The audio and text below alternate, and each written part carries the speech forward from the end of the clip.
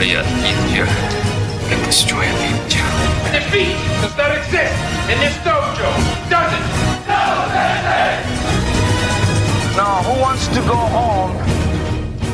And who wants to go with me?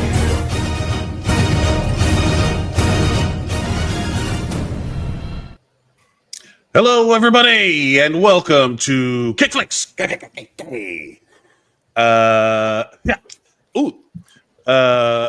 Thank you, everybody, for joining us. My name is Mike Ale Mercadal, and with us, as always, we have Neri Unguard Signs. Neri Ungard says, welcome to KICKFLIX, the martial arts movie podcast, where we talk about martial arts movies, and we are talking about the illustrious, the very well-known, the famous. If you don't know about this movie, what rock have you been under? 1991's By the Sword, starring Eric Roberts and F. Murray Abraham. It is. Thank you, everybody, for joining us. You can follow us on all the social medias at KickFlix Pod. We're on the Geek Bro Net podcast platform, and then you can follow us individually at Mike Mercadal, at Neri Science. Okay. We've got all that out of the way, Neri. You're typing away furiously. I'm trying to share it to other, because right now we are available on Facebook and the YouTubes and the Instagram, but I want to share it to other places. And you could go there by going to KickFlix Pod, where KickFlix Pod and everything. Yeah, we are KickFlix Pod on all the social media platforms. You can see it there listed below. But yeah, this movie, 1991's By the Sword. This is something that I stumbled across, and neither one of us had seen it up until this By neither one of us, do you mean anyone on the planet? I feel like anyone on the planet. Yeah, which is interesting because at the time in 1991, this movie had Eric Roberts. Was a guy that was in movies at that time. He was doing stuff. He was like he's still in movies now. He's still in movies now. He was what's the guy in the Nolan Batmans? He was Maroon. Who are you gonna call Marooney? That is such a South Florida reference. So specific. That is such a very I wonder if they have Maroonies everywhere, or is it just South Florida? I mean, but Maroney. He's Eric Roberts, man. He's Eric and F. Murray Abraham is like a legit actor in Oscar nominated. I don't know if he's won an Oscar, but he's in this movie. And Mia Sarah. I don't think he has. I'll be honest with you. He's the equivalent of Kevin Hart once talked about making fun of. I forgot who it was that he was making fun of, which goes to his point. He goes, "Your snap's famous." When people see you in the street, he's like, and that's how I feel about F. Abraham, whatever the F. Murray Abraham. I feel like he's like, in that movie Being John Malkovich, where everybody's like, oh my God, I love your movies. And he's like, what's your favorite one? And people can't name a movie. That's how I feel about F. Murray Abraham. I feel like, yeah, he's famous, but you don't know where he's from. He's like, he was just he's Moon Knight. He's in Moon Knight. He's the voice of the voice, exactly. But right. Of Khonshu. But right. He's in active things. He's in No, I'm not saying he's not working. Again, we're both saying the same thing. I'm just saying that nobody knows where he's from. He's clearly working, but I knew him. I think of a certain kind of movie person knows this guy. Like, I think well, let's get into it. Let's just dive in, and we'll discuss and make discoveries as we go along. Sure. This movie came out in 1991. It is rated R. Like the movie phone guy. Remember the movie phone guy? Yeah, of course. I'm talking to the viewers out there. There was a thing where you had to actually call on the phone to find out when movies were on. And that guy would say what the movies were rated, and he would say rated R. This is By the Sword, starring listed first F. Murray Abraham, Eric Roberts, and Mia Sarah. That's the top billing. It is directed by Jeremy Kagan, who I went to go look and see what else he had written, and he has not written much. Directed, written by James Donadio and John McDonald. Also, not much follow-up. A lot of weird TV things and big gaps in their IMDb history. On the heels of this movie, who could imagine? The logline is an elderly man named Max comes to the famous fencing coach VR and asks to take him on as a coach. But the coach does not like his weapon technique, and he only takes Max as a cleaner. This is terrible. What a weird. That's an awful. That was bad. That's bad. That's a bad way to put it. But we'll get to all of the specifics now. As always with KickFLIX movies. Can I just tell you the Wikipedia opening paragraph of this movie? Yes. It says, By the Sword is a 91 sports action film starring F. Mary Abraham and Eric Roberts as world-class fencers.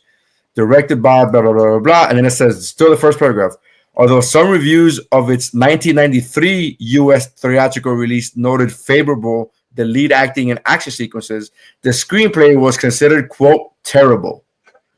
That's in the Wikipedia opening, like, front, like, hey, this is the opening thing, which I found also interesting that the movie is listed as 1991 because the release date was 91 in Canada, 1992, a full year later, October of 92 in France, and then May of 93 in Chicago, specifically Chicago.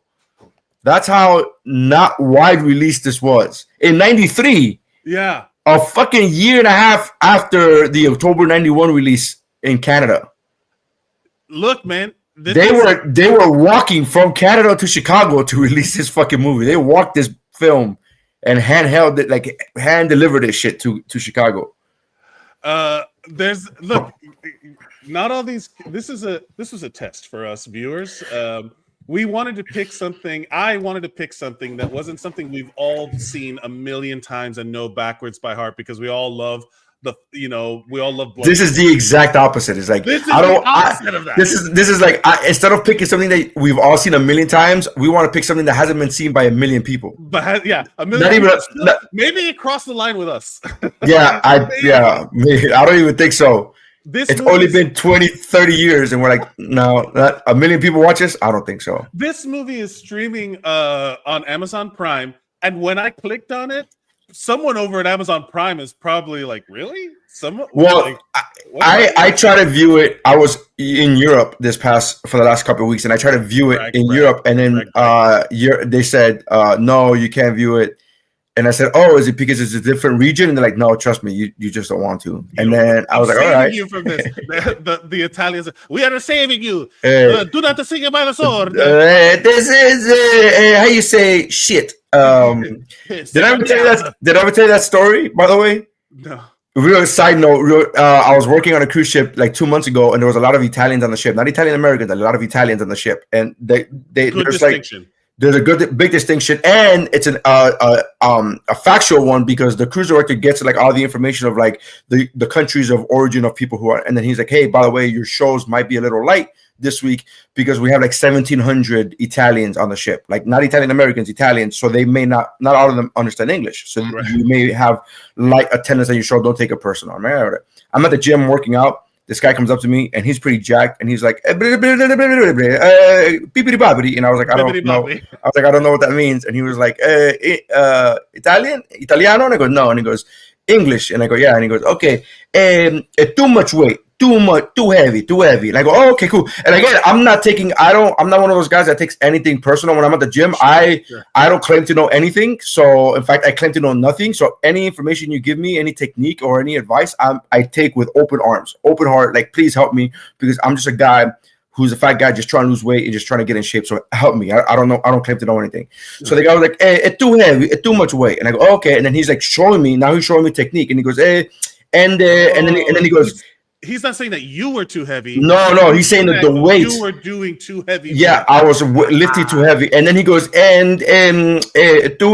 too much weight, too heavy, and I go okay, and then he goes and then he starts like physically mimicking my actions, and I go and he goes a technique, and I go and he goes shit. And I was like, okay, yeah. right on. I took everybody I tell that story to. they immediately like, oh my, they get so offended, they clutch their pearls, and like, oh no, I just laughed because I understood that he wasn't trying to, he was in his way trying to help. He was helping, but Europeans have no bedside manners compared to Americans, so we're like, so that's how I felt when they were like, when Europe was like, hey, you cannot see this movie. I go, oh, is it because different regions? And no, it's a shit. Shit. Yeah. This, so this again, KickFlix veterans who've been here since the beginning, and anybody who's watching this for the first time, this was a fun. I enjoyed this process, and this is again one of the times that I wish we could be watching it together on the couch. Yeah. This is literally one of those times where like when we went to go see Fan Four Stick. This is one of those times where I wish that we could just be sitting here going like, what, you know, like just. This is exactly one of those times. This is, spoiler alert, probably not gonna get rated highly, but we have to start off. Did this movie meet KickFlix criteria? Is it a KickFlix movie? I mean, by sheer definition of fencing being a martial art, yes. It is, right? Like this is a KickFlix movie, so it does meet the This standard. might actually be more of a quote-unquote KickFlix movie than The Accountant. That's right. Check out last week's episode if you wanted to. The account counts. It counts. Again, The Accountant absolutely counts, and we both love the movie. Yeah. I'm just saying, as far as criteria is concerned, By the Sword might actually be more of a quote-unquote KickFlix movie than the movie that we did last week that we both agreed was a KickFlix movie and rated highly. And the I will say this, the KickFlix criteria, it's nebulous, but basically it has to include some form of martial art.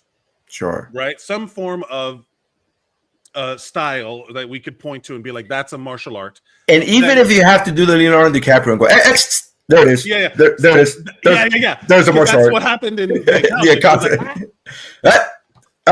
We're an hour and a half in. There it is. There's a martial art. There's a martial art. There has to be some form of training montage. That does have to happen. This doesn't happen in this movie, so I don't know if you want to recant that. No, there's training montages, multiple. Nope. I will tell you. I will get to it. I will get to that because I was like, because I was literally like, is this? Again, up to debate. Yeah. And then it has to be something that there will be some sort of competition or something. Someone has to be trying to win above somebody else. Okay. Is that not a KickFlix criteria? I don't think so. I don't think the tournament needs to be a thing. I think the tournament. Yeah, you're saying a competition. I mean, it's sort of like that. Two people will have used the martial art against each other at some point. You know what I mean? Like it can't just be like ballet or whatever. Like it can't just be katas. There has to be some fighting. Okay. What? Again. It's fluid, baby. It's fluid. The definition is fluid. It is. And it's always developing. Submit your criteria for KickFlix. Submit your KickFlix criteria at KickFlixPod or KickFlixPod@gmail.com, and you can we'll discuss it on air. As always, we go to the parents' guide, and there's nothing. Nobody has written anything about this movie. Nobody has seen this movie. We are the first two people to ever watch this film. Do you want to be the first to evaluate this category? Well, let's just go quickly. Sex and nudity. There's some moderate. They show the people in bed, and then there's like some kissing. Like we'll talk about. I'm sure he did that scene 14 times. I'm sure he fucked that up. He's like, oh, I'm sorry, I was grabbing her right titty, not her left titty. That was my bad on that one. You gotta get that again. Yeah. Violence and gore. There's some violence. There was definitely violence. Definitely violence. I don't know if I would call what I saw gore, but there was yeah. Profanity. Yeah, there's a bunch of fucks in this movie. Yeah. It's an R-rated movie for no reason though. There were 17 fucks. One of them, there were 17 dams, 22 dams, 12 following gods, and that is such a good format, and I love it so much. But there is profanity, alcohol, drugs, and smoking. There is some drinking, I think. I think they're smoking. I think they're smoking cigarettes. but I don't remember. I don't even remember drinks, alcohol. Remember, honestly, he takes like in his office when he's doing his like brooding office. Eric Roberts is doing something like investigating papers. He has a drink. I wonder where this falls in the Eric Roberts like fondness movie. Like I wonder if he goes, man, I wish that movie would have done great because I love that movie. Yeah, everybody has every big actor. You talk to them later, like they interviews will come out and they have some movie from their past that they wish that they have. That some people express it, some people probably don't. But there've been interviews with like, Tom Hanks. Tom Hanks has talked about Turner and Hooch. And he's talked about like with no sense of irony, with no like joking. He's talked about the preparation that he put into that movie. Yeah, that he was like, and then that it didn't work out as well, he was on Inside the Actor. Tom Hanks was on Inside the Actor Studios, and one of the Q&As, one of the questions was about that movie, and he was like, people laughed, and he goes, no, you don't understand. Like I really put work into that effort into that movie. Yeah. Hooch, it didn't do well, and people were like, it was like supposed to. And they see it as a dog movie because people now look at his Tom Hanks Oscar-winning career, and they're like, oh, that's his dog movie, and they're like, no, but I put in fucking effort into that movie. Work. The irony of that is that I don't know if Eric Roberts is big enough to be like, man, I wish that, because his list is long. He has a lot to choose from. Yeah, very long. A lot to choose. Frightening and intense scenes. Do you consider the flashback scenes frightening and intense? Sure. Moderately. Sure. I find them confusing, misplaced. We talked about last week, the accountant being heavy on flashbacks, and the screenwriting rule is only use flashbacks if they move the story forward. And I don't feel that. Feel like this moved the this forward. It also, this could have, because, and here's the thing, I feel like they added those flashback scenes as quickly as they were as far as time in the film, just to get to the 90-minute mark so it could be considered a feature film. Yeah. Like I feel it was padded. Because they also talked about what happened verbally. They gave us the verbal explanation. We don't need that. They were not good. So that's pretty much it. I will say that because you were in Europe, in France, it was rated in the United States. It was rated R. In France, it was rated tout public. I don't know what that means, but that's what it was rated. Tout public. All the people, all the public, everybody. I get it. Yeah. The box office for this movie, according to Box Office Mojo, in its September run, the film was shown in 9 theaters. How much do you think? Over, under? Give me Price is Right rules. I mean, less than 10,000. Correct. $6,220. No one has seen this movie. You are KickFlix viewer. You are honored to be witness to this. I honestly, the only reason I even said that is because I didn't even know how many theaters it was. But when you said that it was in 9 theaters, I was like, there's no way that each theater got $1,000. There's no way that each theater got $1,000. That is, Roger Ebert says the movie adds some supporting characters in order to show us things about fencing that we didn't know. I challenge. Or care. But another reviewer finds that minor characters unnecessary and thinly drawn, so the film suffers whenever the plot focuses on them.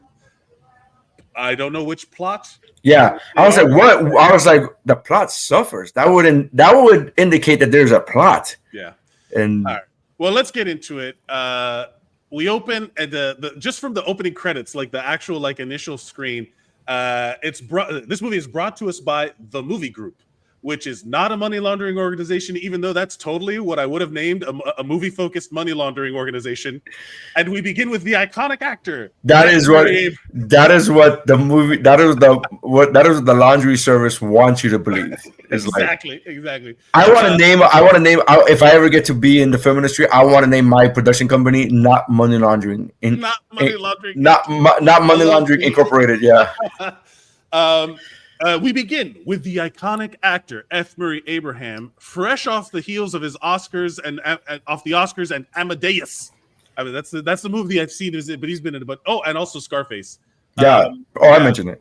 Making his way through 1990 New York. It's It's 1990.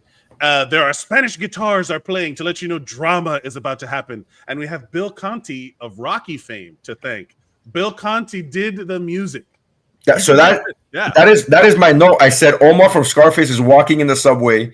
He reaches a building that he looks at fondly, ? And then, quote, on the screen, music by Bill Conti. And I said, oh, I'm fucking in, bro. I am in. The moment you said, I was making fun of the music. I was like, really? We need flamenco music right now? And then it said music by Bill Conti. I was like, shut up, Neri. This is it. This is it. Yeah. If Bill Conti says so, Bill Conti says so. Put That's right. Guitars in there. Yeah. And now we have the opening scene. Displays 4 minutes, by the way. 4 minutes of screen time to get to him walking into the fencing school. Yes. They literally show us in real time his travel from the subway through the streets of New York. There was like no, again, this is all just to get to the 90 minutes. I don't even know what the actual runtime of this movie is. It's 1 hour 33. I just looked it up. Runtime 91 minutes. Yeah. Is that what it is for a feature? What required for a feature? Yeah. Okay. Yeah. Well, I think it's one of those like unspoken industry standards where if a movie is less than 90 minutes, they're not going to release it in the movie theater because people don't go to the movie theater for less than 90 minutes. Right. It says here between 80 and 180 minutes, but a film is generally considered feature length as long as 40 minutes. Because less than 40 minutes is considered a short film. But I think feature length, I think people don't go to the movie theater. Modern feature. Yeah. Okay. So the Spanish guitars, and now we have an opening scene displaying a giant fencing training center. And I'm pretty sure this scene is just there to prepare you for a lot of sword clanging that you're going to be hearing in the background. They're just like, hey guys, just smack them around a little bit and put that sound in the background. We're going to have the look. Can I get some room tone? And it's just like clang, clang, clang, clang, clang, clang, clang. Eric Roberts. They show us the dreamy AF. This is Eric Roberts. Peak. I would say this is peak Eric Roberts. Prime. Prime. Eric Roberts immediately shows that he is the maestro, and that luck is not technique, and that he's kind of a dick by thoroughly embarrassing a student in front of everybody. But that's his teaching method, man. He's a dick. He's the Whiplash of fencing. Yes. And then he's not my fucking tempo. And then he says, and then he kind of embarrasses what seems to be a homeless man that walks in. But it's all good because he gives him a job anyway. Once again, we witnessed that it used to be insanely easy to get a job. These fucking boomers off the street, and he gets a job. What is this? This is all I'm thinking about. 1990. I'm like, but I love the fact. I love the fact that Sloane from Ferris Bueller is waiting and watching, and she's like, "Do you think anybody could be that good? Do you think anybody could learn to be that good?" And I was like, "What? What? First, I don't know." At this point, we got to talk about at what point do they establish the rules of fencing?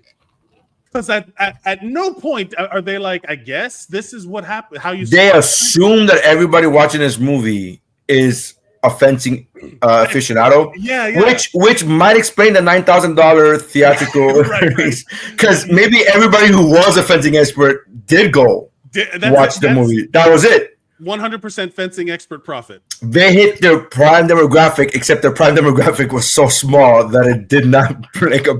It doesn't. Yeah. And I do want to say there are some good things about this movie because this movie wastes no time establishing everybody's motive. Immediately, flirting with Ferris Bueller's girlfriend. Yeah. There's two rival dicks start arguing in the locker room. But it's big words, small dick. I was like, what? Yes, this is a weird thing to throw around in the locker room when one of them is naked. This is a weird insult to just be throwing around. Because you could just point at it. Like, you just be like, "Small dick." What are you talking? Like, dick. I gotta. Also, why are you looking at my dick in the like? This is unspoken rules in the locker room, bro. Like, what are you doing? It's unspoken rules. The two rival dicks are arguing in the locker room, and there's a strict martial arts teacher with crazy high standards preparing for a competition. Some mysterious, nebulous nationals. This movie has it's the all value high nationals. Yeah, every competition is the all valley. the All Valley Fencing Nationals. I googled valleys in New York, but I couldn't find anything. The Hudson Valley. I didn't Google fucking valleys in New York. I didn't Google valleys in New York. But yeah, this is where I was like, immediately out the gate, I was like, hey, maybe this is gonna be good. It's got KICKFLIX written all over it. With, like, you know, there's rivalries, there's flirting, girls, there's a strict teacher. I mean, it's looking pretty hopeful. And then we once again witness how easy life used to be as homeless Suba is given an apartment just randomly. And first of all, like, I know we glossed over it, but he went in there asking for a teaching job. Right. Yes. That guy, Eric Roberts, throws a sword at him, then throws out these gestures, these stances, and whatever. Right. And in a dark, very cramped space office to be using fucking sword. You know what I mean? Like, if you're doing, hey, I need to see how good you are, shouldn't you be out in the studio with their space and like whatever? But this is like a very cramped space. Yeah. This is all I kept thinking about. This job interview blows chunks. He's like, and he's doing this. And then he's like, no, all I got is a locker room attendant. First of all, they called it the locker room attendant. Right. And then when he goes to the locker room, he goes, oh yeah, I'm the new janitor. I'm like, is that what you took from that? I took locker room attendant. I took the hand me the towels and give me a spritz of cologne. You're now saying that you're a janitor? Is that the same thing? Did he upgrade himself or downgrade himself? That's what I'm asking. I'm like, is that the same thing? I mean, he's like, I would get bored just doing the regular locker room stuff, so I'm just gonna janitor the whole place. Yeah. But literally that whole exchange is where he's like embarrassing a home. Like, this guy just walks in off the street and he's like, I'd like to teach. It's like, okay, this is New York. That is a crazy person, right? Like, that's just a crazy person. That must happen like every week. They hear the clanging of swords. Some random hobo comes in, an urban outdoorsman. I could get a lot of money for these swords. Yeah. I could steal these swords and get a lot of money for these swords. Yeah. And but basically, yeah. This man gets a job, and literally, like, by failing, he failed the job interview, and they give him like another job. So he's a Republican. He's a Republican because he's full boomer, because at this way he just gets given an apartment for who knows how much, and then this is the apartment in which we reveal that it is Suba's home base, and he's clearly targeting Maestro Villard. He has some ulterior motive. Mystery again, not really. I did not get that at all. I just got that he got an apartment. He got a shitty apartment in which the landlady says, if you want to get that window fixed, you have to do it yourself. And I was like, do you know what a landlady does? Because I don't think you know how landladies work. Because that's actually your job. That's like you have two jobs, and one of them is showing the apartment, and then the other one is fixing the apartment when something breaks. Like, that's kind of your thing. They show like him looking through papers, and it's all about him. It's all about him being like a celebrity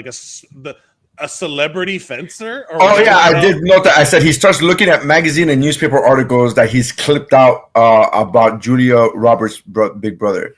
They're all about him. Yeah, they're all about him. So he's there for a reason. He's got an ulterior motive. He's not to a 20-year-old watching this. It must be very confusing what they just saw. Yeah. Okay. Two things. One, paper research, magazines, and so you have to. Not only do you have to understand, you have to explain to a 20-year-old what a magazine is, but then you have to explain to him that there was a magazine specifically about fencing. Right. But there were magazines about everything, and at some point, this celebrity fencer, which is a real thing apparently in this movie. Because they said that he had won gold medals and stuff like that. So I guess he would be famous, I guess.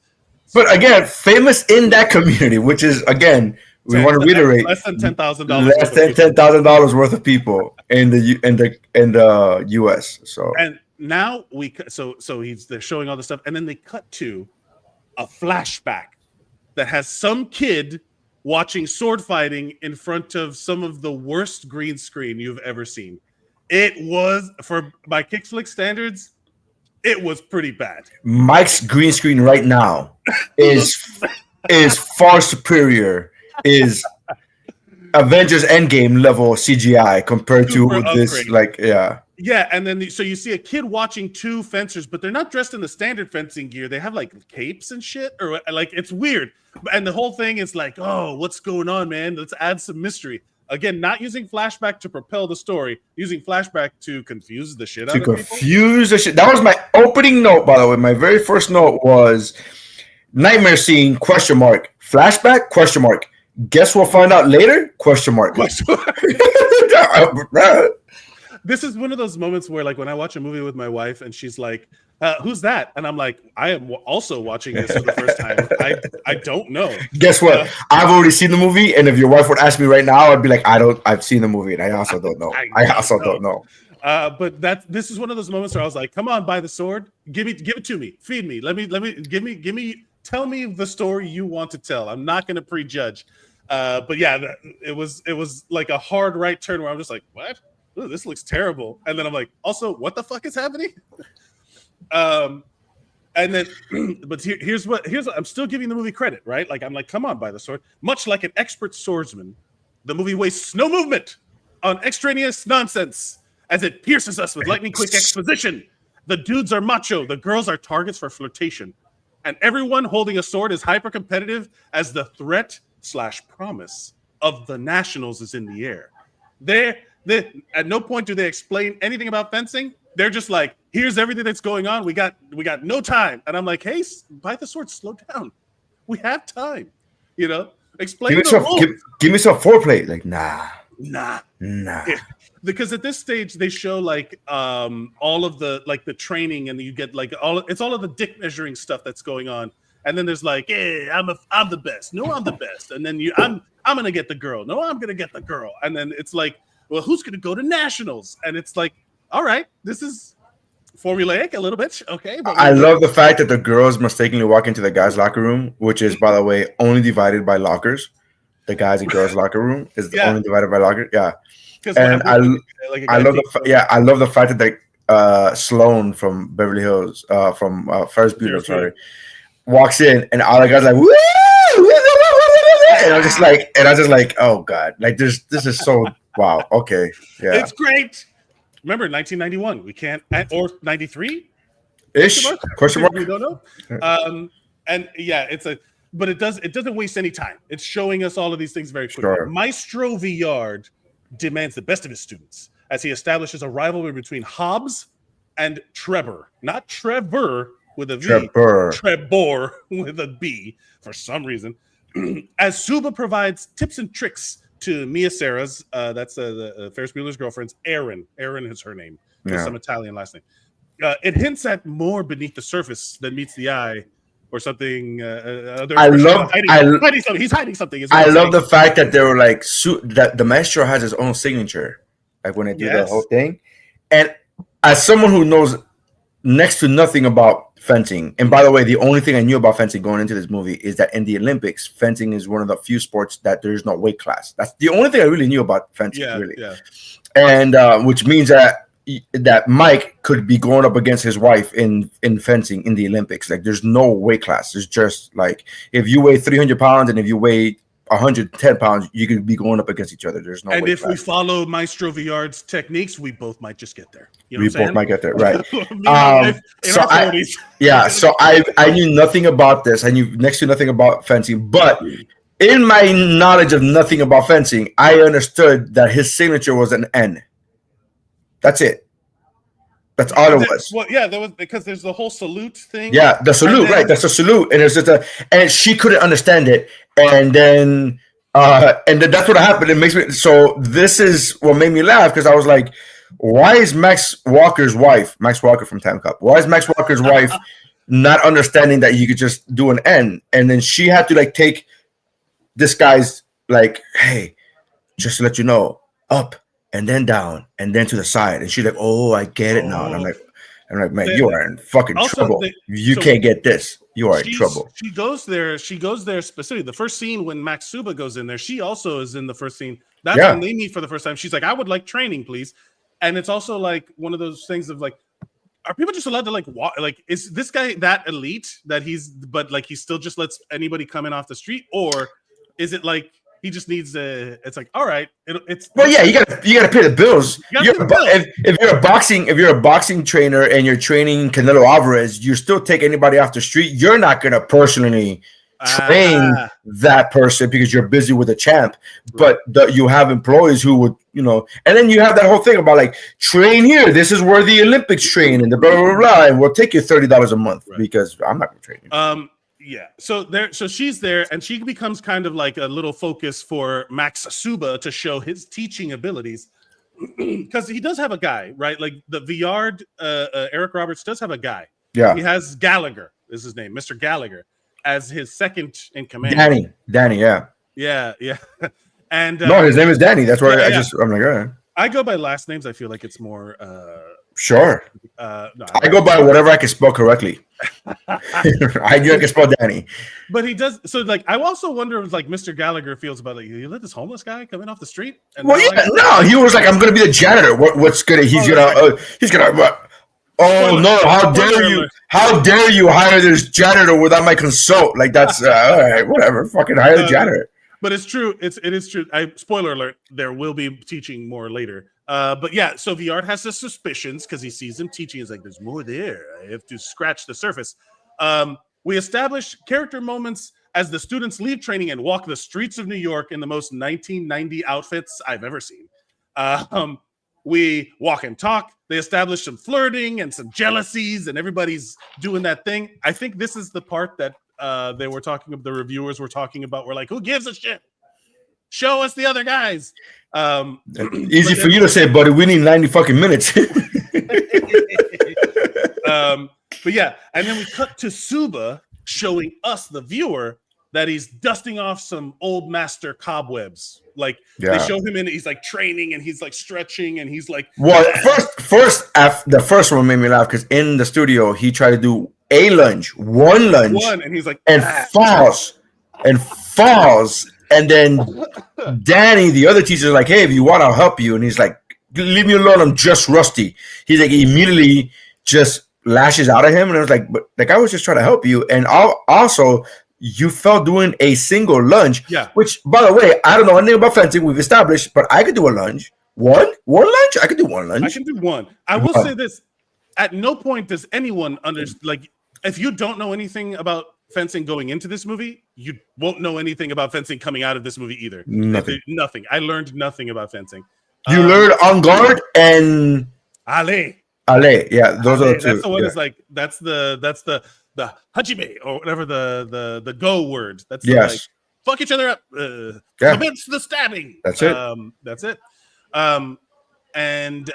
So we said, wouldn't it be great? Wouldn't it be great if there was like a fencing expert on our podcast? But it's like, no, that's basically it. You learned it. Got it. Yeah, no, you got it. That's it. He's like, what are you saying?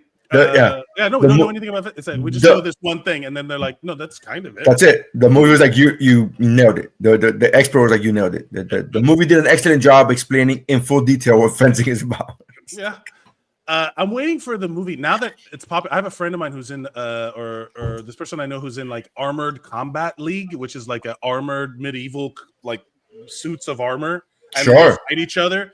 And then we call those virgins. Yeah. I will say this. Ren Fair, like the nerds, they pull. They are banging other nerds. They are pulling massive. And here's the thing: they pull more than the average non-nerd because there's such a saturation of like the nerds only go to that one place. So you gotta like you're. Saying, I completely No. I only say it for comedic effect because, but in reality, I know the truth. Like I know nerds pull. You just go to any Comic-Con and you see men outnumber the women like 15. Like they're gonna get their like however women get their pickings, man. Like hey, I want to get laid. It's like that one time at bank camp. You just got a bunch of horny teenagers that are like let's go. Okay. And then we cut to another flashback that's revealed to be Maestro Villard having a nightmare. Now we know it's his nightmare. And once again, these flashbacks were filmed in that space where old 1990s screensavers exist. It's literally just like that screensaver with floating toasters. Like the thing.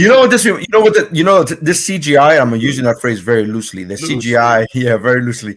The CGI reminds me of Predator. Soy un perdedor. I'm a loser, baby. Because of all of the weird, like it's just like, oh, this is the same screensaver that you got. Okay, cool. Yeah, it's a music video. I did laugh at the fact that, just to go back for a second, for his he tried to do a pull-up in his house. He tried to do a pull-up, which, by the way, pretty dangerous, doing a pull-up off of that beam in that shitty ass apartment. Like, you don't know if that shitty ass shit will break down. But he's trying to do a pull-up to practice lunges, and I'm like, my guy, again, not an expert in fencing, but I'm pretty sure there are two very different muscle groups. And if you're trying to do pull-ups to loosen yourself up for lunges, that is the wrong muscle group that you're doing. And then I know this because he, 2 seconds later after he falls, goes and starts doing stretching, like he starts doing toe touches, and I'm like, that's what you should forget the pull up. You should be doing the toe touches to fucking warm up for this lunge. But go ahead. Anyways, no. It's true, because at that time, but they just want to show you some kind of physical activity, like, oh, look, he's training or he's practicing, and it's like, but practice the right muscle group, my guy. Like, that's this really movie, look. This comes into play. This movie is an expert swordsman with its exposition. It is giving us all of this.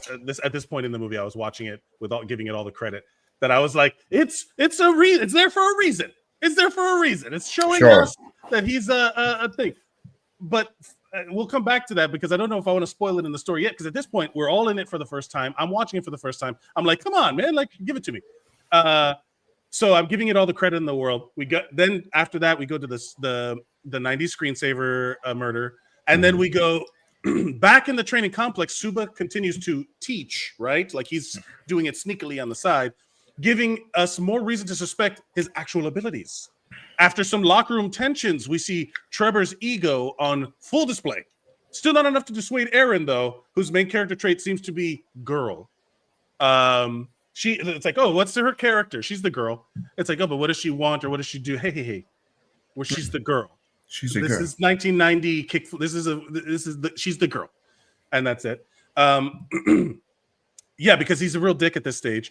Maestro Villard finally decides to check Suba's references after he gives him the job, because it's the 90s. Who cares? Everybody gets a job. You get a job. I get a job.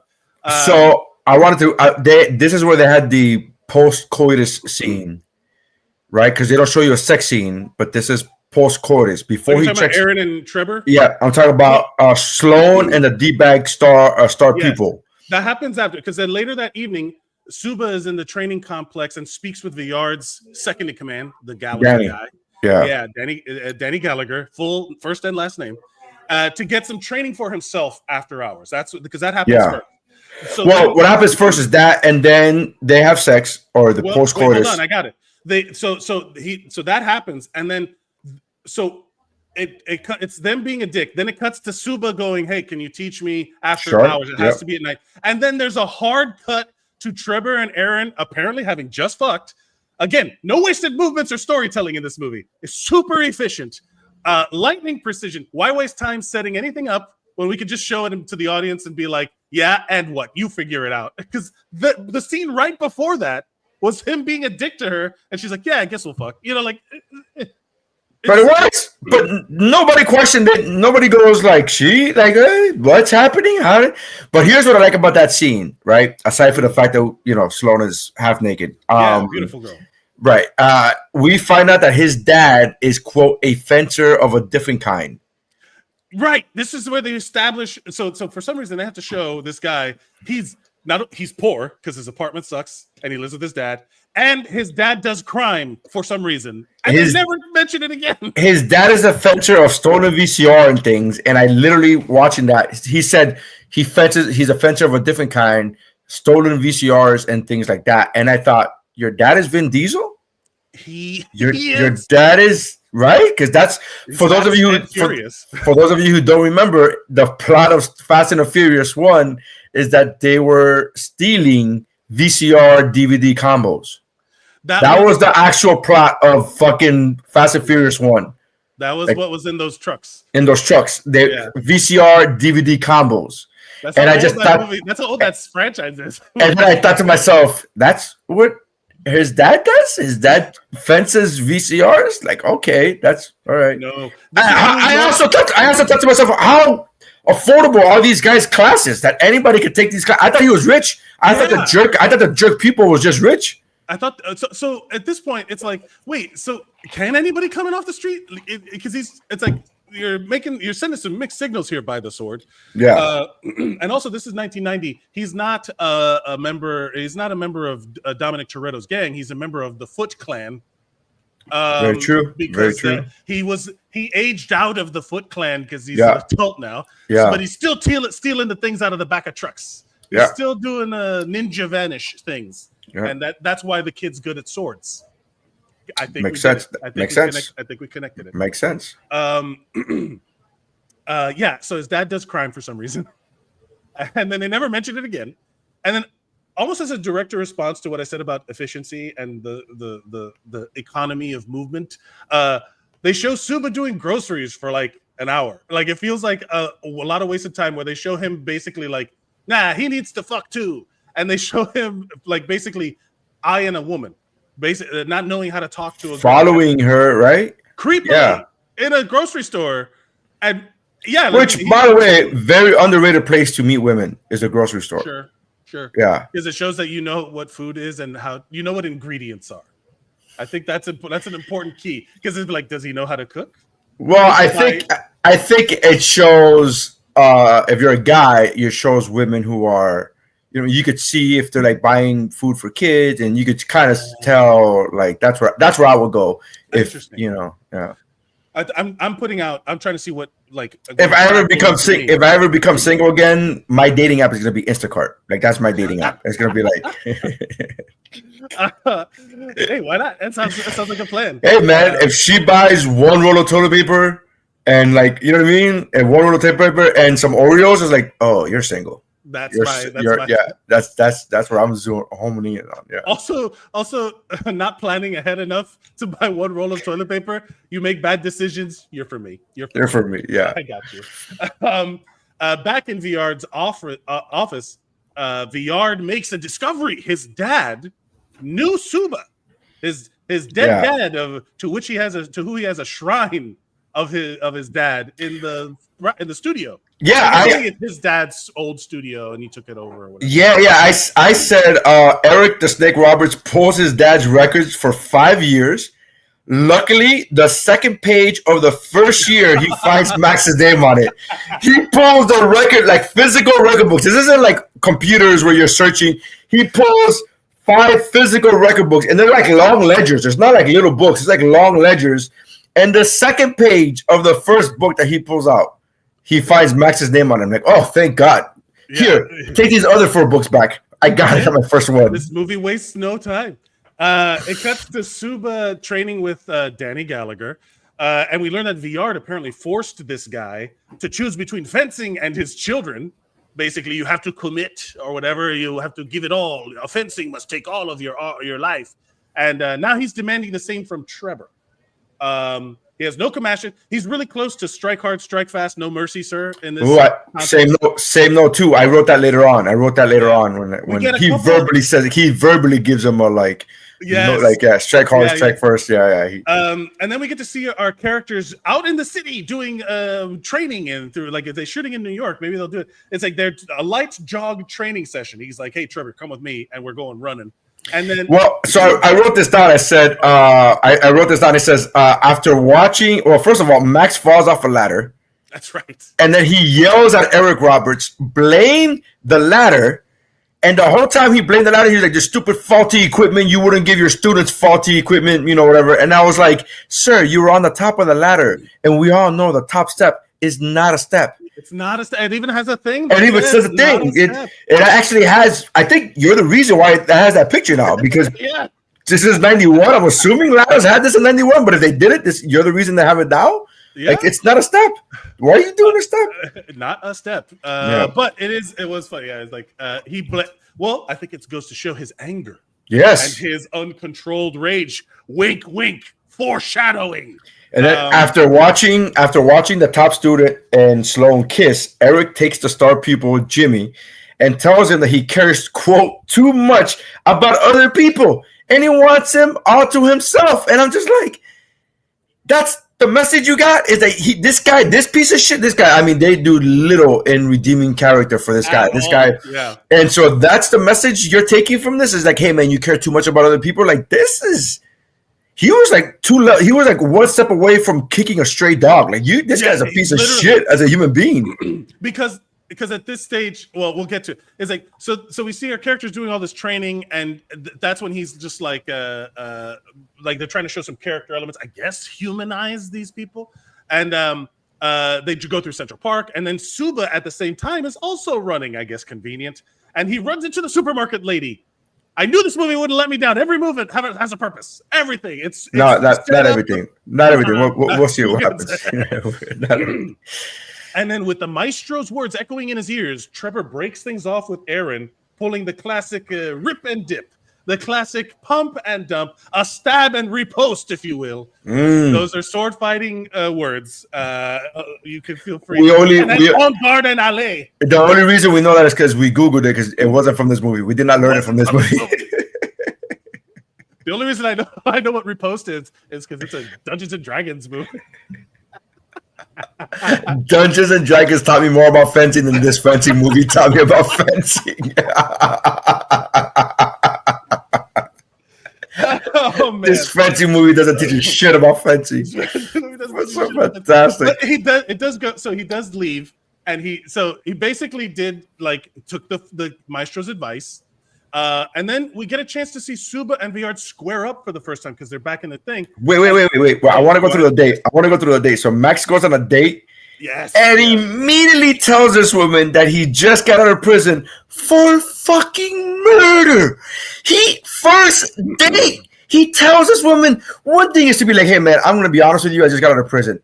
First of all, he was already leading up to that because he kept saying like, it's been a while since I've seen a woman. Which, FYI, this is the future talking.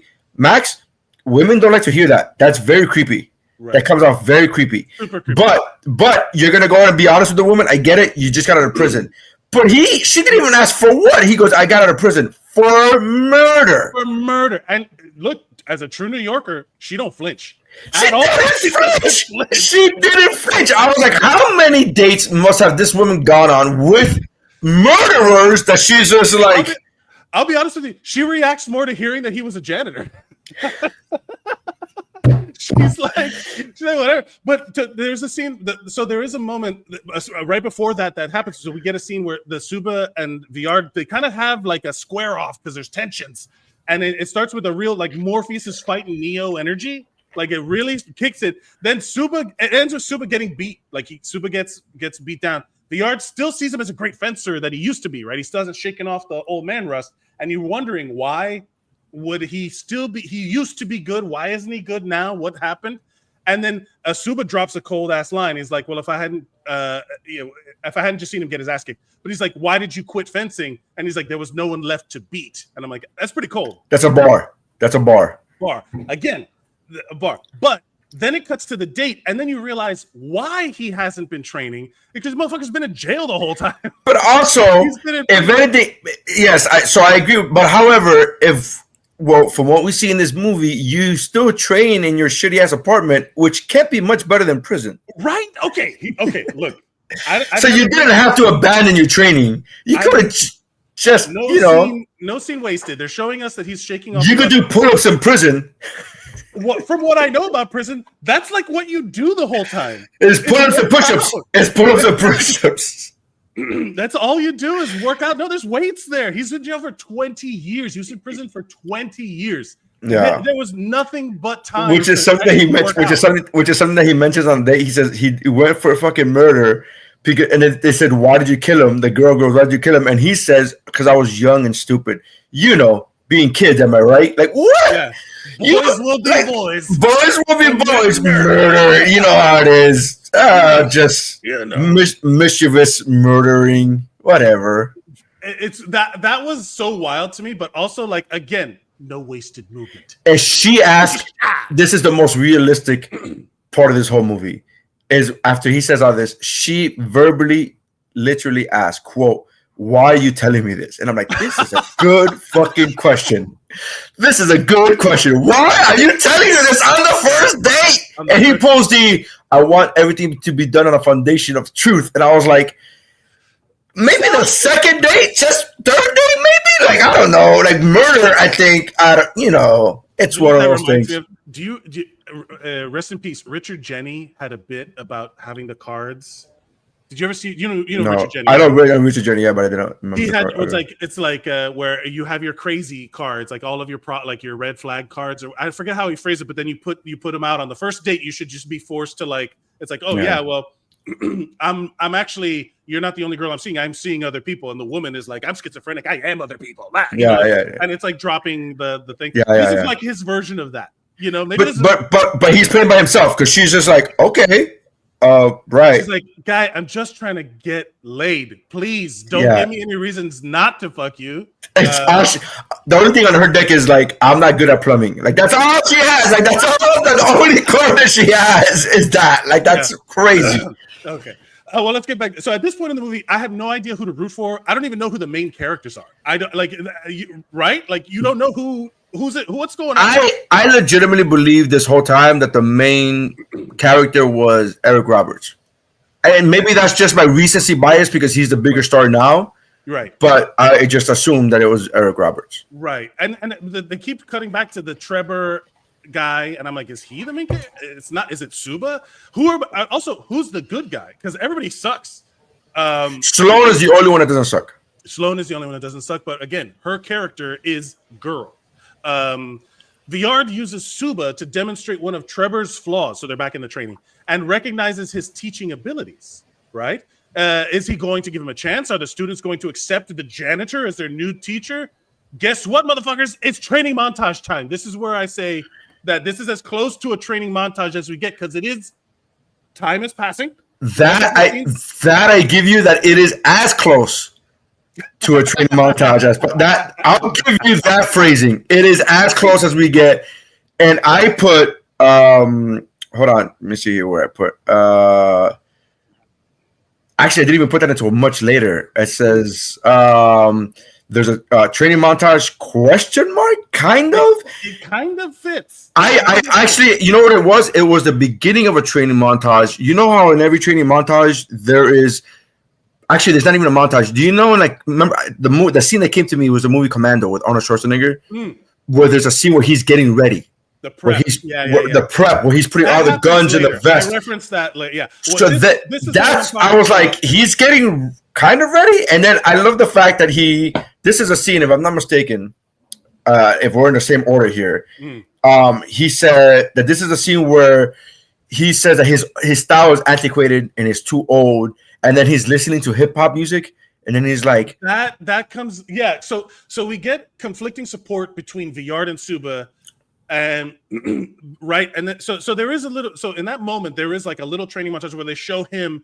All right, here, do this, and then you see everybody. Because we start getting contrasting back and forth styles of teaching, right? This is where the short. So I think that counts as a training montage because they do cut back in Rocky IV between Sly in the Woods and Science. I think this counts as an attempt by this film as a training montage. It just doesn't. It's not it's not. If you were to just watch this, you would have been like, "That's it." But I get what you're saying. This film is an attempt at a film. You know what I'm saying? Like this is trying real hard. We got to give it some. I don't know if it's trying really hard either. I just think it's just trying. Again, not a money laundering. No, I was about to say, not a money laundering scheme. But yeah, so we get the conflicting teaching styles, and then it cut to screensaver flashback land, and this time with blood. So there's blood, there's murder. Again, revealing nothing in the flashback, literally just to confuse us. Suba's confidence builds as a teacher as well as a man courting a woman. He's banging, he's really getting confident with this lady, and then there's back to another. Wouldn't you feel confident if on your first day you go, "Hey, I murdered somebody," and she was like, "Cool"? Like at that point, you can do no wrong, my friend. You are good to go. they're feeding each other, right? If you tell a girl I murdered somebody and I'm in a prison, she's still like, yeah, all right, let's. On the first date, that's a very important piece of information. Yeah. I don't want to make it seem as if I'm anti-communication or honesty in a relationship. It's first date. I'm a murderer. That's just other level where you go, ooh. I don't want to make it sound like I'm anti-murder. So there we get it. So only way. If you did it, if you murdered when you were a kid, because kids do, kids, yeah, you know how kids are. So there is another little quick montage. Again, these are very borderline montage. We could define it however we want. And this time it's showing us the different teaching styles between Suba and Villard. Apparently, Suba's old-fashioned style includes dance choreography, karate chops. And I literally put hip hop. Like it's just like it was 91, and they were like, "Hey, this hip hop thing is not going away." So every movie has to include some kind of hip hop in the background, and we got to put hip hop. Yeah. Once again, in this scene in KICKFLIX, we get a martial arts bitch slap. We get it. This movie has it. So this is we're right in the KICKFLIX territory. The bitch slap has now turned into the Star Wars losing of the hand thing, where in every movie there has to be a hand. There has to be a thing. Because Suba's instead of using swords, they're using their hands like this. Yes. And then they're going king, king, king. And then he gets him. It's like Suba lands one on Villard, and Villard takes it so personally that he has a full-on shirtless sword fight freak out in the shadows. He crashes out so hard, and he's like, he must have felt that slap in his soul because he goes, whack! And then he's like, "Oh, you got me!" And then he's like mad later. He's like, even better is that when he got slapped, he just laughed, like by himself. Like, that hurt him in his soul. Oh my god! You know what I mean? It's if anybody's ever been to an open mic where you see a comedian bomb and then they start laughing on stage, and you're like, "Oh, this is not going well. This is not going well." Like he's trying to play it off as if like, "Oh, this is great move, ha ha ha! You got me, ha ha ha!" But it's like, "Oh no, you are." Then at night, I would go and have a sword fight freak out in the shadows of my training dojo. The rival dicks are squaring up again, and Villard tells Trevor to fight dirty. In the exchange, Trevor accidentally / intentionally stabs Hobb in the leg, and it's giving sweep the leg Johnny vibes, but Trevor's feeling guilt. He says, there's no such thing as a fair fight. That's a fucking quote from the teacher. There's no such thing as a fair fight. And then he gives another quote. Accidentally make a late hit and make it hurt. And then I was like, strike first, strike hard, no mercy? Question mark. Cobra Kai? Yeah. This is Cobra Kai, man. It is, and you can even see like when Johnny feels guilt when he tells him to sweep the leg, he's like, I don't know. The star pupil stabs the guy in the leg, and then he gets told, quote, "Don't you dare regret what you did." And I was like, oh, John Kreese is in the building. Now he's not the hero. Like nobody's the hero. Everybody sucks. Or at this point, we don't know how bad Max sucks because maybe he was killing someone. But he murdered somebody because he was a kid, Mike. He didn't say self-defense, right? You're right. So we can't give him that great. In fact, he went the other way. He didn't even try to be like, hey man, I didn't mean to do it or whatever. He's like, I was a kid and I regret it so much. I changed my name. And it's like, that's hiding an identity. That's actually you're just trying to get away with it. That's actually legal by felony. Like, does your parole officer understand this? Because you got a job based upon false information. You should disclose that you murdered somebody. Yeah, you should probably do that. You should tell it's like if they find out, you're gonna get fired. Yeah. I've been meaning to talk to you about that. Things escalated very quickly. I've been meaning to talk to you about that. You stabbed somebody with a Triton. Like that's somebody with a Triton. Next, we get a scene with Max and Villard when they close shop. Villard reveals that not only does he know that Max is the man who killed his father, and that he's kind of okay with it. He's also describes the way a sword enters a body like very hornily. You know what I'm talking about? Where he starts talking about his like, there's the give and the resistance, and then the give, and then the thing, and he's like talking about like stabbing somebody for real, right? Like he's talking about his dad's death, and he's like, and it's like, and he longs for a time when it wasn't a game, right? He's like, do you ever feel like we were born in a different time? And he's basically one of those obsessed, those like weebs. Great response. Great response by Max. Do you ever wish that you were born in a different time? And Max says, no, I'm fond of indoor plumbing. And I'm like, the best. That is the best response. But this is a version of, so like these guys with their sword fighting stuff, they're doing stuff that's not relevant now. You don't need any of that, right? So as soon as he says that and he's like all horny for like the past, I was like, I think of every one of those nerds online who's like has samurai swords from the mall and is like, well, you were going to the gym, I studied the blade. That's what he sounds like in that moment. He's one of those dudes that he's like, actually in Japan they do this and whatever. It's like he's like that, but for Europe, I guess, for Italy or whatever it is. And he describes his respect for his father's murderer. I admire best. The best of the best. And that's when we get like the reveal, right? But he knows that it's him, right? But and at this stage, I don't think he does at this point. I still think that he's doing. I don't know, because later on, to spoil what's gonna happen in the next scene, he immediately goes, "I know who you are. Don't ever come back." And like, why would he? Okay. So why? So yeah. So that because these are my notes as I'm watching, right? Sure. So again, we have that exchange. We cut back to the PlayStation 1 cutscene flashbacks, and this time it's Max dreaming. It's Max Suba dreaming, and he's also getting laid because, dude, man, life was so much easier in the 90s. This guy crushing it at life, right? Straight out of prison, apartment, job, getting laid. This is like, come on, boomers! Don't ever talk to me about how millennials have it easy, you fucks. And also the cab thing, which the guy tried to steal a cab, and I was like, whoa. And he's like, hey, get out of here. Man. Yeah, he's got his car. I thought anybody could see that scene and be like, oh, this is a useless scene. And you go, no, this is actually important. This actually he shows you how Max has his confidence. Yeah. Like Max got his groove back. Yeah, he's banging again. He's fighting again. He's got it's just the power of pussy, dude. The power of pussy, like it's just so great. Like he's just like this reluctant, like I don't know how to speak to women. I murdered a guy, and they're like, cool. And as long as the pussy doesn't care that you murdered a guy, he's like, yeah, and like so, like yeah, I'm the shit, man. All right, that's so great. So back in the full training session with all the students, Villard announces that everybody gonna fight everybody up in here. He says that they're having a full salle, like the salle is like the French dojo, and they're having a all full tournament with everybody, pitting Max's students against his own to see if daddy killing translates to a teachable skill. Later, the winner gets to go to the ever mysterious nationals to represent All Valley Nationals. All Valley Nationals. And then it cuts to that scene again because Villard is still apparently investigating Suba for some reason. Yeah, right. Like because it didn't have Google. But I thought at this point he knew who he was, and then he goes for some. And I guess fencing maestros also have access to like every document ever, and they can just be like, "Hi, I'm Maestro Villard," and they're like, "Oh, sure, Maestro Villard. Yeah, of course. What documents can I get you?" And he gets all the documents. What microfiche can I find for you? Exactly. Good reference, dog. He discovers that Suba isn't really Suba. Suba died? Who is Suba? Yeah. Also, it said Suba so many times during this show that it's lost all meaning. Suba. Yeah. And also, you're wondering, is that the name?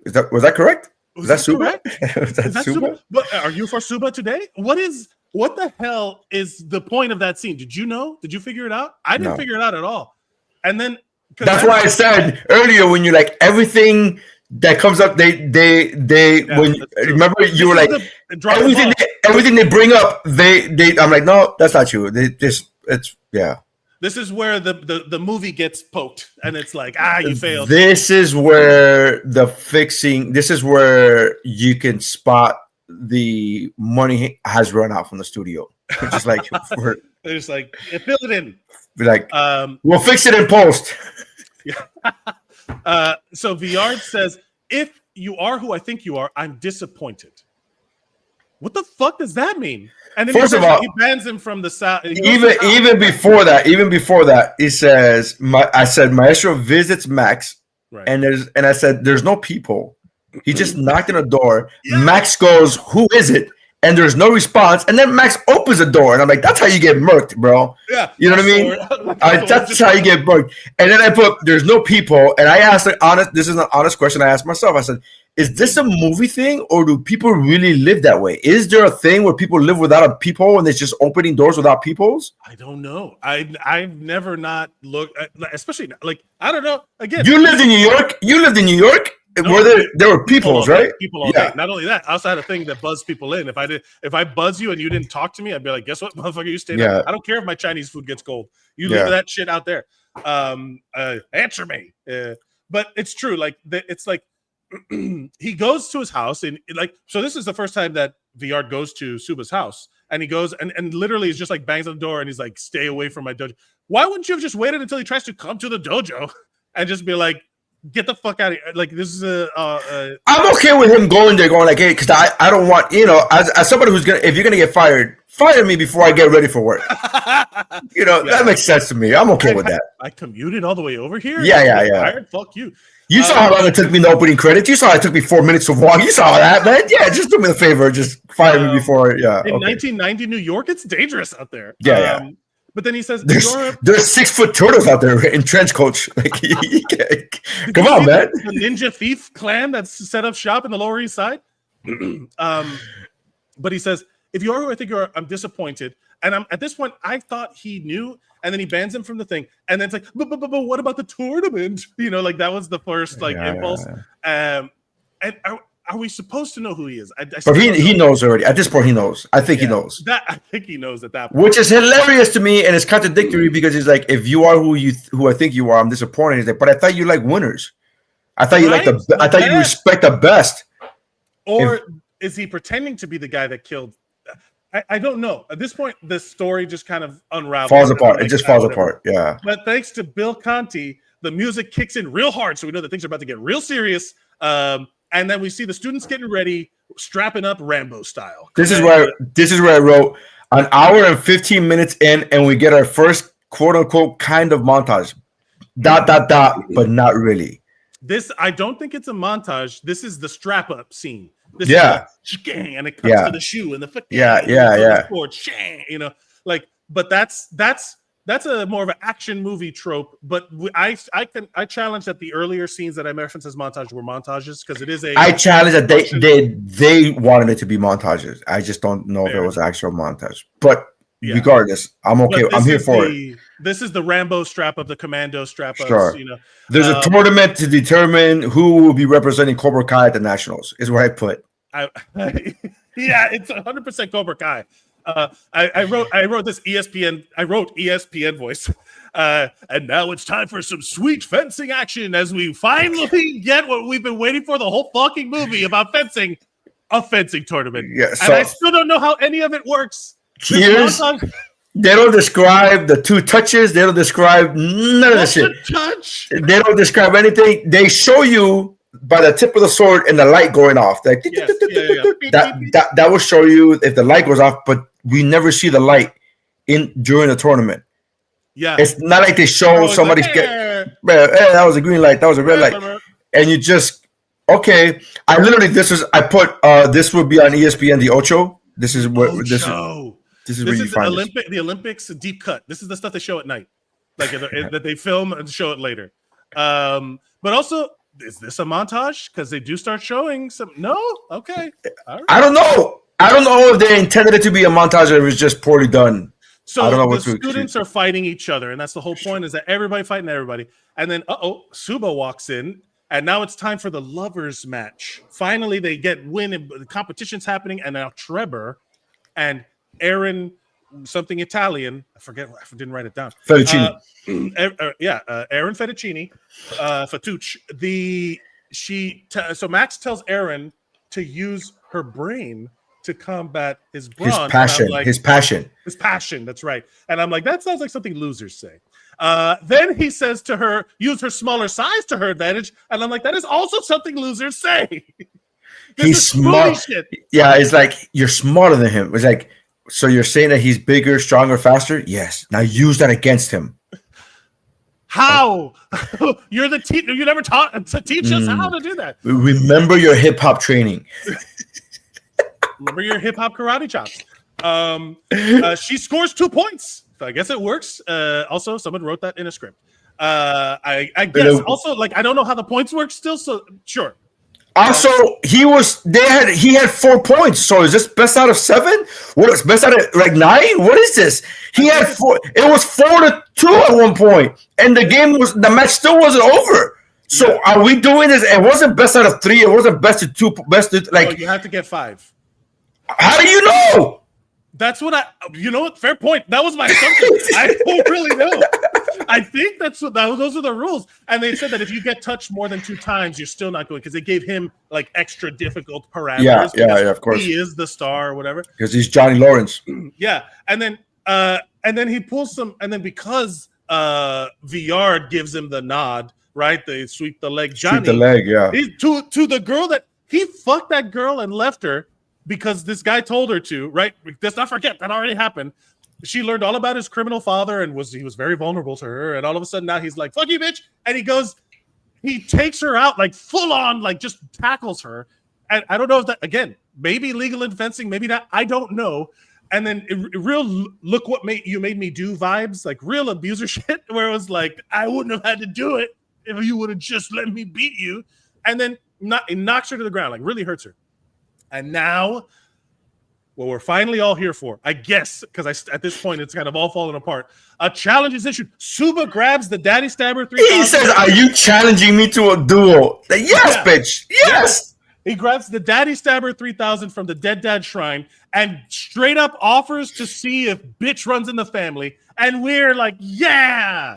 The student, by the way, so Max challenges John Kreese to a duel with live rounds, no practice, right? No practice. They fight. This is what I wrote. The students, understandably, look confused as fuck. Yeah. Not a single word from anybody. Not a single person goes, "Why are we doing this? What is happening?" Okay. They just go along with it. They're like, "Well, forget the tournament." Yeah. So now we get a lot of movie sword fighting, which is different than literally all of the sword fighting we've seen the whole time. So with a lot of clanging and slinging of swords, Suba's dropping lore about his father and how his father actually beat young Suba, but dropped his guard, and that's when he killed him, straight up confessing to murder.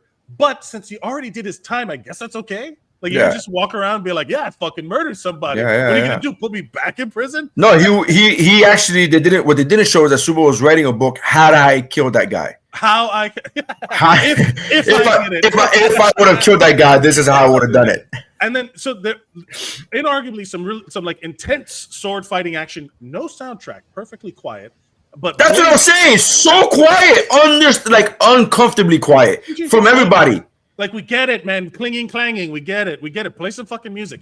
And then it says, Blades Cross. That Bill Conti had already got his check. He's like, "You want another song? You got to give me more money." They're like, "No, we can't." Spanish guitar? Fuck off, man. I gave you all I got. Give me more money. They're like, we gave you all the pesos we got. We gave you all. Blades are crossed. Stabs are stabbed. Cuts are cut. They fight all over the salle, and no one interrupts them. Not a single person. Not a single person goes, "Hey guys, call the police. This is crazy." Nothing. With the real, first of all, that's a murder weapon that's sitting in that shrine, right? Like that's a murder weapon. And then he's like, so basically they're doing all this stuff, even to the point where we get to the climax of the fight. It's only to have it end. Suba literally is about to make the killing blow, and nothing. He stops, and now he says, "This lesson is over," and he walks away. I was so waiting for him to like honk his nose. I'm like, yeah. No, but I wrote this. Apparently, the true bitch is the bitch we made along the way, because it's him. What are you talking about? Go, you could have done it. He threatened you. He threatened the girl, and then he's like, "But now Villard has the chance to avenge his father." He grabs the blade and also bitches out. He also says the lesson is over. He breaks it. He breaks the sword. Yeah. And then he's like, "Man, I swear to you, we should just cut to the meme where like it smells like bitch in here." Because what are we doing? The whole point, it's a movie. What are we supposed to believe in, the spirit of competition or the fucking honor, the sword, the honor of the sword? Fuck you. Stab. Stab. So disappointed.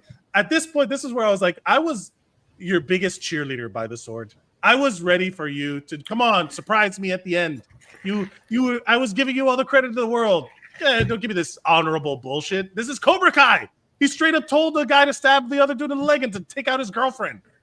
We're not supposed to believe you learned a lesson. Fuck you. Yeah. But this is what I said. I said they each salute each other with their signatures, and Kreese calls Max Maestro. And I was like, where in this is the learning arch? Where is the character building? Like where in this are we earned? Where in this are we supposed to believe that these people are like, oh, now he gets it. He finally understands. And they use each other's signature. Yes, yeah. Right. And it's like we're supposed to watch all this and be like, oh, they're men of honor. We're not fencers. We don't give a shit about that. Do other fencers think that that's important? No one has explained any of this to us. Nothing. This is terrible. Nothing. The exposition is not there. It just falls apart at the end. And I was like, maybe you should have been less efficient, movie. You're not a swordsman. You're a fucking movie. Tell us what's going on. Use your dialogue to tell us what the fuck is going on. And then so now we go back to what we said earlier in the Wikipedia, where it says the screenplay was considered, quote, terrible. All right. So it is the most accurate Wikipedia statement I've ever seen in my life. And now we're supposed to believe in mutual respect or some shit. I don't know. And then the movie just ends. Like the movie just ends. So I put the movie ends. What the fuck? Like I just put the movie ends. What the fuck? This is the part that got me. So Spanish guitars come on, and some things were supposed to make us think of the olden days or something. Who the fuck cares? We're left with the true, unanswered questions. Who's going to nationals? Nobody knows who's going to nationals. Nobody knows what's happening. Are they getting arrested? The whole Sal broke. There's like the Kumite format is completely broken. The Trevor assaulted a girl. What's happening? It just ends. And then Bill Conti, all right, starts assaulted a girl with a deadly weapon, by the way. Just want to make sure we point that out.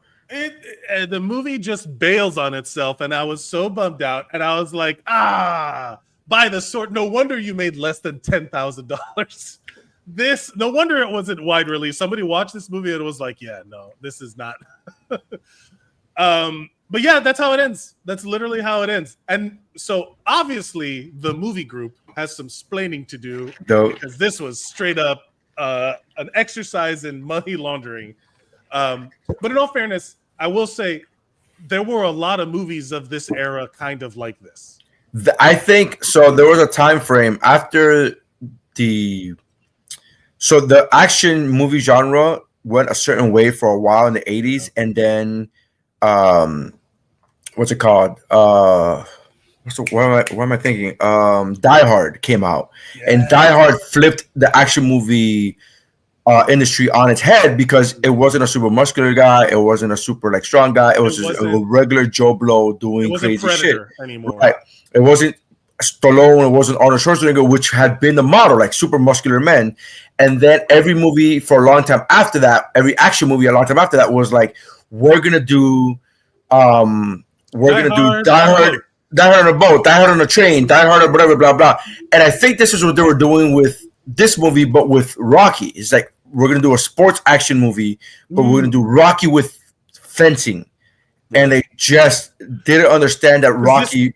The reason it worked is because they had a story and a plot, and then this one didn't have that. This wasn't Karate Kid either, because none of the teachers are respectable Miyagi level instructors with a student that is striving to overcome some odds. Again, I point to story lacking, not there, right? There's no story, there's no plot, there's no. This is So this is one of those movies. I literally watched this movie going like, this movie is gonna fucking blow, and then I only gave it any kind of semblance of respect when I saw music by Bill Conti. I'm like, all right, you got I was like, all right, maybe I'm wrong. Like that to me. Bill Conti's name had more weight on it than Eric Roberts, than Abraham. I'm just like, okay, Bill Conti. But this goes to show you, even your heroes, they sometimes just need a check. They just need a check, man. And I'll say this. Well, let's get into our rankings, our rating for this movie. First of all, we talk about favorite scene, best actor, worst actor. Yeah. I gotta say, it's hard because if I were to point my favorite scene in this movie, it's hard because I can't pinpoint any one particular scene that really carried a lot of weight. It was just a lot of like blasting through as much as they could. I will say I did like the hand thing where they start to like square up and the bit. That's what you liked? I don't know. I thought it was funny. Wow. They didn't have a sword in the hand. And I was like, oh, that's interesting. And I thought it was like, okay, they're trying to show something. Your favorite movie, your favorite scene in a movie called By the Sword is a scene without a sword. Yeah. Interesting. And that's all I'm saying. Interesting. Okay. I'm not saying it is my favorite. I'm saying that's the first one I thought of, but I'm like, there's no way that could be it. I'll say this. I think my version of the training montages where they show the differences in the hip hop karate shops versus the Save the Last Dance. Yes. The Save the Last Dance fight scenes, the fight training is probably. I did it. I was like, oh, montage, and I was like, okay, because then it starts to build momentum, and you think it's going to go somewhere, and it doesn't. It's like, okay, but yeah. So I guess that would be my favorite scene where they really like show Suba getting his groove back. Yeah. Sure. This is difficult because in a movie, by the way, I didn't even hate this movie. I don't even hate this movie. There's other movies that we have watched on this show that I'm just like, I hate this movie. Yeah. And you're gonna hate me for this, and I'm not saying it's as good or better or anything. But I kind of enjoyed this movie more so than I did Iron Monkey, and I know that's crazy talk. No. I get it. But I enjoyed it for different reasons, I guess. I acknowledge you full well that it's not a good movie. But I will say, if I have to think about my favorite scene in what would be my favorite scene? I think the cab scene is my favorite scene in the movie. Oh yeah, when a guy tries to steal his cab, and he's like, "Hey, get out of here!" It's one of the only times you see the people interacting with the world. Yeah. Otherwise, they're always just kind of like dealing with each other. They don't interact in the world in any way, and that's kind of like the first time you see anything. Yeah, like a character dealing with something in the world. I guess that's what I'll put it. But yeah, it's true. It's interesting. It's odd. So it also, my favorite scene in the movie called By the Sword is also a scene that has no sword in it. No sword. It wasn't even metaphorical swords. There were no metaphorical hands. There was nothing. There was just get out of here. It just showed the power of pussy. And I'm very interested in that. I'm very interested in the power of pussy, not just the power itself, but sociologically, I love how people react. I love watching people's behaviors change when it comes to relationships and being in it's like, wow, you really do. Suba was one step away from being Garth in Wayne's World when he starts banging Kim Basinger, and he's like, my woman likes me in cologne. He's like full. He goes full transition into from being like, take me, Garth. Where do you want me to take you? To being like party on with the bubbles. That's funny. I'm telling you, the power of pussy. What is your ranking for this movie if we were to rate it? All right, so this is going to be this is my first time I'm going to give 2 ratings because the movie itself is not what I'm rating here. I'm rating whether or not, because the movie itself was a 1 out of 5. Yeah, because it's not a good movie. But I'm going to give it a 3 because I do think that people should watch this movie, if anything, for how not good it is. This is not a good bad movie. This is a bad good movie, where it's like you can enjoy the experience. This is, so I'll say I've 100% aligned with what you're saying. This is the movie that you need to watch with somebody else in the room. Yes. 1 star by yourself, 3 stars with another person. Yeah. I would give it 3 on guards. 3 out of 5 on guards. If you're watching it by yourself for the sake of watching a movie that inadvertently is a comedy, but wasn't supposed to be a comedy. Yeah. Yeah. I will align with that as well. I will say that if you are watching it for the right reason, it's a recommend. A 3 out of 5 is recommend. But yeah, I give it 3 daddy stabbers out of 5. it is something that it is. It's like a little time capsule of a movie of an era where someone was clearly trying to do something. This is the most inspirational. This is one of those very inspirational Hollywood films where you go to yourself. If you want to make a movie, this is proof that really anybody can make a movie. Just make it. Just do it. And I'll say really, it doesn't mean anybody's gonna watch it.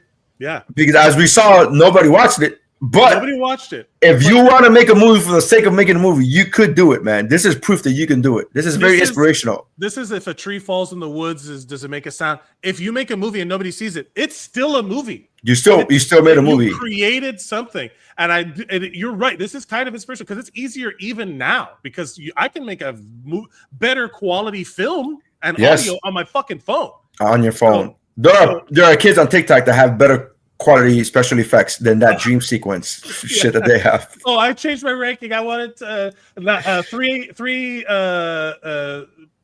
screensaver flashbacks out of 5. That was so. When I was like, oh my god, this looks terrible. This is terrible.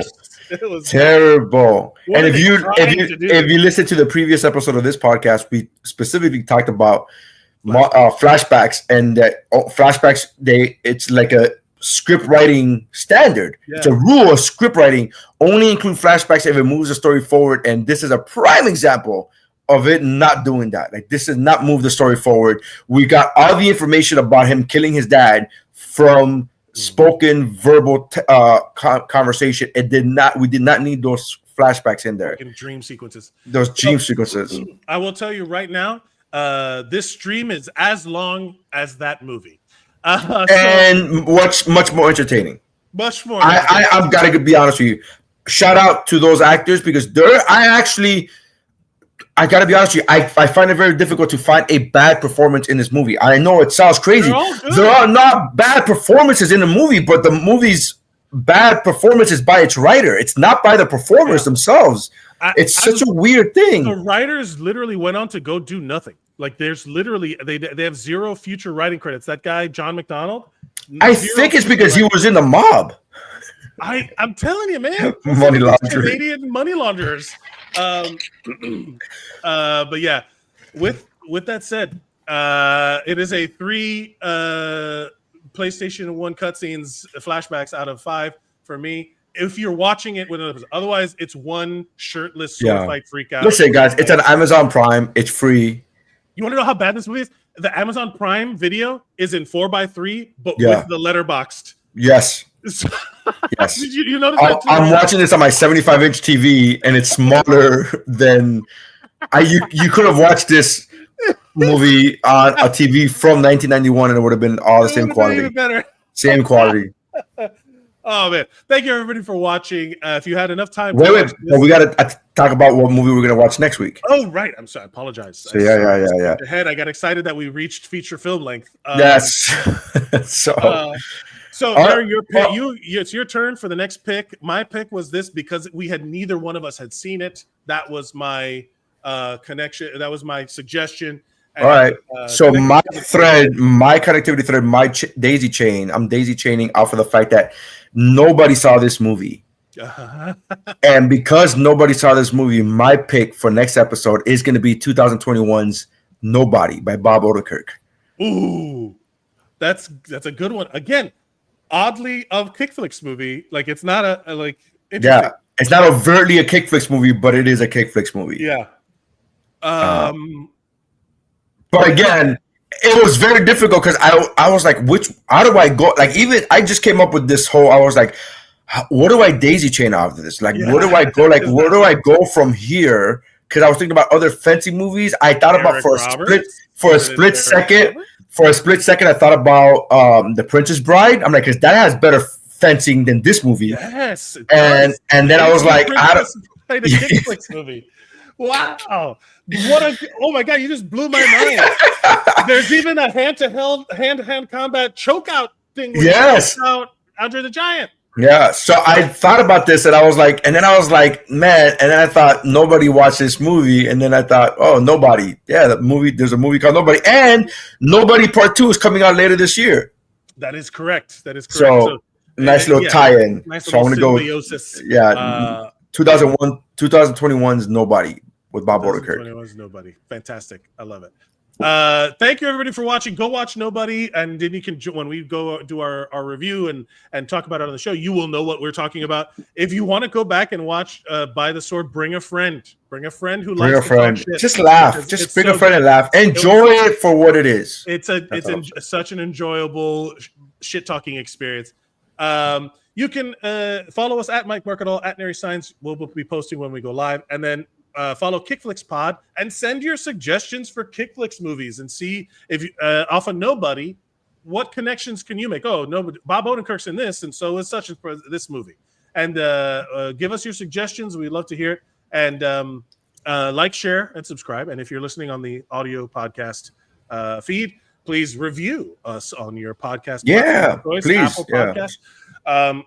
That always helps. Nary, is there anything else you'd like to say before we go? No, I mean, I have a show tomorrow. If you're listening to this live, watching this live, Miami Improv, May 7th, tomorrow. Make sure you get your tickets. MiamiImprov.com. Great show. Fun times. Awesome. If you're listening to this after May 7th, the show was fantastic. Thank you guys for coming out. Appreciate all your support. Great job. You can follow at Zeros on Heroes. I do a podcast with our buddy Will Watkins where we talk about fitness and improving our lives and the areas in which you would collaterally benefit from those positivity things. Yeah. I'm sorry. I'm speaking of positivity, jumping on that. And I know we don't really do Rotten Tomato scores on this podcast, but there were 2 reviews by critics on Rotten Tomatoes. So it didn't give a score because there was too few reviews. But there were over 1,000 reviews, 1,000 ratings by the viewers. And it's at 75% on Rotten Tomatoes for the viewers. For By the Sword, right? For By the Sword, yes. On IMDb, which I guess combines everything, it's a 6.4 out of 10. It's in line with our assessments. Yeah. It's not, I mean, people, I guess, are like 75% of the 1,000 people that rated this movie, which I'm assuming includes cast and crew. and or hired Russian bots. That is, you know, the Canadian mob, they got their fingers in all kinds of pies. Can you imagine the bots going like, really? This shit? It's too obvious. The bots like, no, we refuse. But yeah, that it's not bad. On the positivity kick, we're trying to improve our lives. Go watch Collateral Benefit on at Zeros on Heroes, and you can follow me and I'll post it there as well. Thank you everybody for watching. Remember to like, share, and subscribe. Please consider following us and sharing and everything.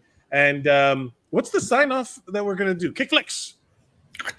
That's how kicking is done. I don't know. That's how flicks are kicked.